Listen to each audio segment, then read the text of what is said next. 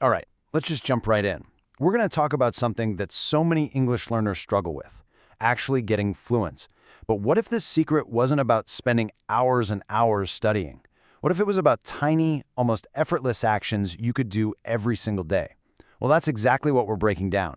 How to build real speaking mastery, one little micro habit at a time. First things first, we have to talk about this huge frustration, something I like to call the speaking practice paradox. You ever feel like you're spinning your wheels? You're putting in the work, but you're just stuck? Let's get into why that happens. Does this sound familiar? I mean, you've memorized all the grammar rules, you've got a great list of vocabulary words, you can read an article, you can understand a movie, but then someone asks you a simple question, and your mind just goes completely blank. It's such a common and, honestly, an incredibly frustrating wall to hit. And this right here, this is the heart of the problem. You're filling your brain with knowledge about the English language, but that is a totally different thing from the actual skill of using English in a real conversation. It's kind of like reading 100 books on how to swim, but never ever getting in the water. The more theory you study, the more pressure you feel to be perfect, which, crazily enough, makes you less willing to just open your mouth and speak. So, the big question is, how do we break this cycle? Well, we're going to shift our focus. We're moving away from those huge, intimidating study sessions and towards something way more powerful and way more sustainable, micro habits. Trust me, this is the key that's going to unlock your speaking potential. So what in the world is a microhabit? The secret is right here in the definition. It's not about pushing yourself to your absolute limit. In fact, it's the total opposite. It's an action that's so small, maybe just 5 minutes, or one sentence, or one new word. It's so small that it feels silly to skip it. The goal isn't intensity, you see. It's all about building that unbreakable consistency, because that's what builds real, lasting skill. Okay, just look at this comparison. It really shows you why this whole approach just works. On one side, you've got cramming for 2 hours on a Sunday afternoon. Yeah, it feels productive in the moment, but let's be real, most of that info is gone by Tuesday. It's super high effort, it leads to burnout, and you forget things fast. But 15 minutes every single day. That's low effort, it keeps the information fresh in your mind, and it builds the momentum and confidence you actually need. It proves a really crucial point. Consistency beats intensity every single time. All right, let's get practical. Our first set of habits is all about your ears. Think about it. Before you can produce great output, you've got to master your input. Improving your listening is really the foundation for speaking better. So, habit number 1 is one of my absolute favorites. It's called shadowing. This is such a powerful technique. Seriously, polyglots and language experts everywhere use it to improve their pronunciation, their rhythm, their intonation, all the musical parts of a language that make you sound natural. And it's so simple. First, just listen to a short clip. 15 seconds is perfect. Then, without even thinking about it, immediately repeat what you just heard. Really try to copy the melody of the sentence, not just the individual words. And then, here's the magic step. Record yourself on your phone and play it back right after the original. You will instantly hear the little differences, and you can start to adjust. If you do this for just 5 minutes a day, your accent will totally transform. Next up, let's take something you probably already do, listening to podcasts, and turn it into a powerhouse learning tool. This is habit number 2, focused podcast listening.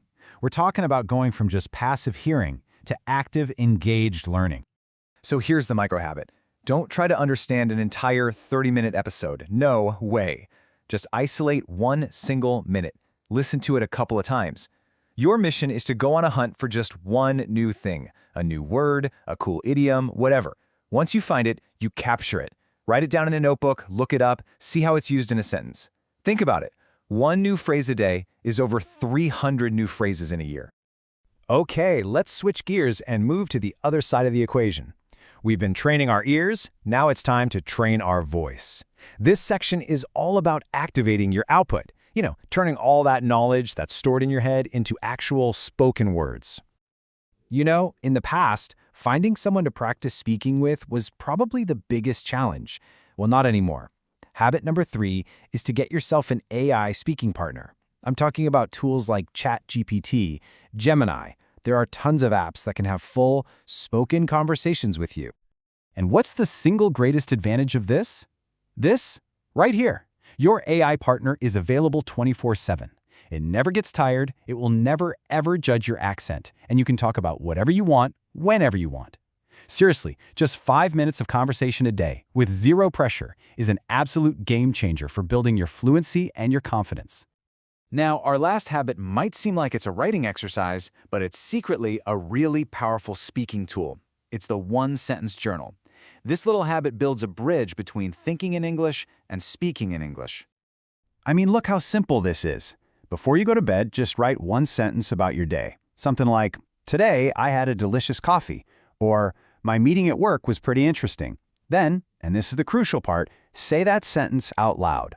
The first time you say it, it might feel a little clunky. The second time, it'll be better. By the third time, you're not just reading, you're trying to make it sound smooth and natural.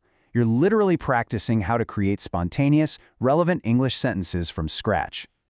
So there we have it, 4 really powerful habits. But knowing what to do is only half the battle, right? The most important part, the part that actually matters, is making it all stick. So how do we make sure this becomes a permanent part of your daily routine?